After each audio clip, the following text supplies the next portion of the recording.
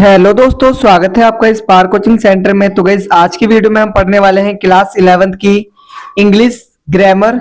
इससे पहले मैंने आपको इसके बहुत सारे पार्ट करवा दिए, लाइक जैसे आपका जो इसमें एडवर्टीजमेंट आता है, इसमें आपका पोस्टर आता है, इसमें आपके टेंसेस आते हैं। तो ये सारी चीजें करवा दिया है। साथ ही साथ मैंने आपको यहाँ पर नोट मेकिंग की जो ट्रिक है वो भी करवा दी है, ताकि आप कहीं ना कहीं जो आपका पेपर है वो बहुत अच्छी तरीके से कर सके। ठीक है। और भी बेहतरीन चीजें यहाँ पर मैंने करवाई है इंग्लिश में, लाइक आपका जो बुक फर्स्ट है हॉर्नबिल, उसके पूरे चैप्टर्स करवा दिए हैं। साथ ही साथ उनकी जो समरी है वो भी करवा दी है। ठीक है। तो ऑलमोस्ट जितने भी जो इंग्लिश के जो इंपॉर्टेंट क्वेश्चन थे वो भी करवा दिए हैं। तो आप सभी चीजों को वॉच कर सकते हैं और अपनी जो प्रिपरेशन है उसको अच्छे से कर सकते हैं। प्लेलिस्ट के माध्यम से आप सारी वीडियो देख सकते हैं।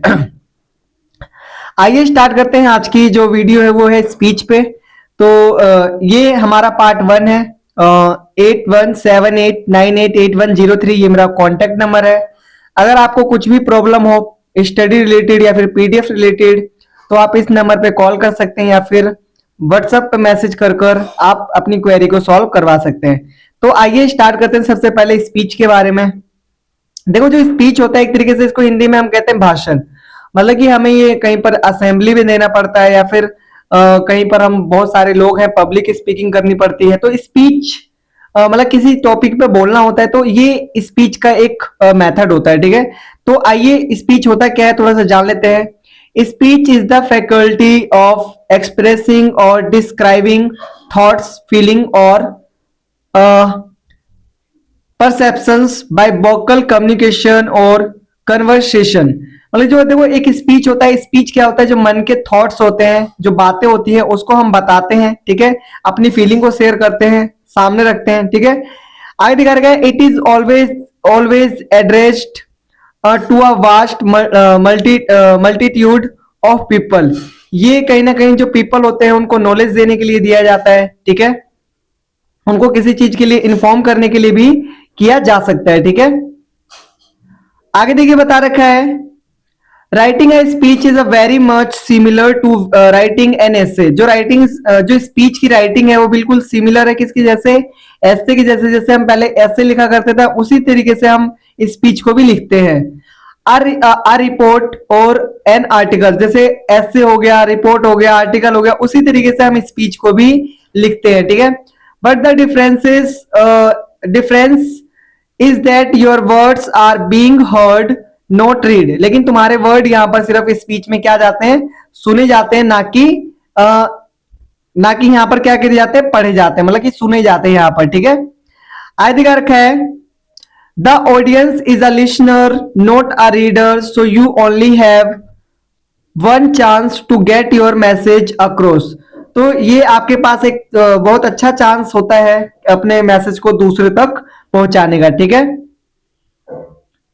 आगे देखिए, इसके जो 11th क्लास है उसके वेटेज क्या होते हैं मार्क्स के। तो फॉर्मेट का 1 मार्क्स मिलता है, कंटेंट अगर आपका ठीक है तो 2 मार्क्स। अगर एक्सप्रेशन बहुत अच्छे हैं, मतलब जिस टोन में पूछा गया उसी टोन में आपने एग्जाम आंसर दिया है, तो आपको इसमें पूरे पूरे मार्क्स मिलेंगे। आइए इसका एक बार फॉर्मेट समझ लेते हैं।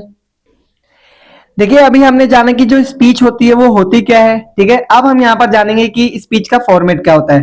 फर्स्ट ऑफ ऑल आपको ऐसे लिखना है, 3 पैराग्राफ में इसको कन्वर्ट करके लिखना है। पहला पैराग्राफ है, good morning respected principal, teachers and my dear friends, today I am here to tell you something about. अब देखिए, ये तो आपको पूरी रट्टी रटाई लाइनें हैं कि आपको यही लिखना है, रट्टिफिकेशन लाइन है। ठीक है। यही लिखना है आपको, और फिर जो भी आपका टॉपिक होगा वो लिख देंगे। ठीक है। बात समझ में आ गई। मतलब ये पूरा लिखना, जो रेड वाला है सिर्फ वही चेंज हो रहा है, मतलब जिस पे आपका टॉपिक होगा वो लिखना है यहाँ पर। ठीक है। नेक्स्ट देखिए, पैराग्राफ 2 में आप क्या लिखेंगे, introduction, define the topic, meaning, reason, causes, effects, the present state facts, data, explain your view in detail, difference between present and past, advantage and disadvantage, relevant examples, ask questions, result। ठीक है। आप यहां पर क्या लिखेंगे भाई, अगर कुछ मैटर होगा जैसे उसके इफेक्ट होंगे, कॉजेज होंगे, रीजंस होंगे। ठीक है। उसकी प्रेजेंट सिचुएशन क्या है, उसकी पास्ट सिचुएशन क्या थी। ठीक है, एडवांटेज क्या है, डिसएडवांटेज क्या है, एग्जांपल्स देंगे, रिलेवेंट एग्जांपल्स। तो ये सारी चीजें आपको जब भी आप स्पीच लिखेंगे उसमें आपको मेंशन करनी है। बात समझ में आ रही है? चलिए आगे देखिए, दिखा रखा है यहां पर लास्ट में आप क्या देंगे, तीसरा जो पैराग्राफ लिखेंगे उसमें आप देंगे बच्चों, उसमें आपको करना है सजेशन देना है, सॉल्यूशन देना है, स्टेप्स फॉर इंप्रूवमेंट देना है, एनी अपील, ठीक है, वार्निंग दे सकते हैं, कंक्लूजन। ठीक है, कंक्लूजन में यही चीजें देनी है, या तो आप किसी का सजेशन देंगे, ठीक है, कुछ चीज के लिए सिचुएशन सॉल्यूशन देंगे, या फिर स्टेप्स फॉर इंप्रूवमेंट के लिए देंगे, या फिर वार्निंग देंगे, या फिर कंक्लूजन। ठीक है, तो आपको कंक्लूजन में ही ये देना है, कम से कम 30 से 40 वर्ड का कंक्लूजन लिखे, ताकि कहीं ना कहीं जो आपके मार्क्स है वो अच्छी तरीके से आ सके। और मैं आपको बता दूं कि जो आपका 11th क्लास में जो स्पीच होता है वो लगभग आपका 5 मार्क्स का आता है, तो 5 मार्क्स आपके इजीली आ सकते हैं अगर आप सही प्रैक्टिस करेंगे तो। मिलते हैं फिर नेक्स्ट वीडियो में, तब तक के लिए टाटा बाय बाय, जय हिंद जय भारत।